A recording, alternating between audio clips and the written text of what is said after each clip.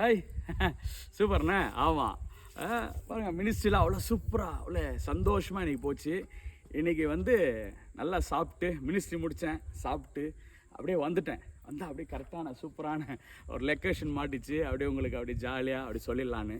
கவனிங்க, என்னென்னா இன்றைக்கி ஒரு காரியத்தை உங்களுக்கு சொல்ல விரும்புகிறேன். என்னென்னா பாருங்கள், எதெல்லாம் பிரிஞ்சிருக்கோ அதெல்லாம் இயேசுசாமி இணைக்க போகிறார். நான் சொல்கிறேன், பிரிந்திருந்ததை, ஒருவேளை குடும்பங்கள் பிரிந்திருக்கலாம், சொந்தங்கள் பிரிந்திருக்கலாம், ஏன் அண்ணன் தம்பிகள் கூட பிரிந்திருக்கலாம். எல்லாம் பிரிந்திருக்குது பார்த்தீங்களா. நண்பர்கள் கூட பிரிந்திருக்கலாம். ஸோ அதெல்லாம் கடவுள் இணைக்க போகிறார். எப்படி தெரியுமா?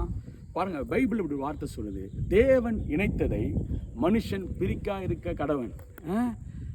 தேவன் இணைச்சார்னா எந்த மனிதனாலையும் பிரிக்க முடியாது. நான் சொல்கிறேன், இன்றைக்கி பாருங்கள், என் நண்பர் அடிக்கடிக்கு சொல்வார், நண்பா எல்லாம் பிரிஞ்சிருக்கு நண்பா, நிறைய டைவர்ஸ் கேஸ் தான் வருது, அது எதுன்னு நிறைய சொல்லுவார், குடும்பங்கள்லாம் பிரிஞ்சிருக்குன்னு.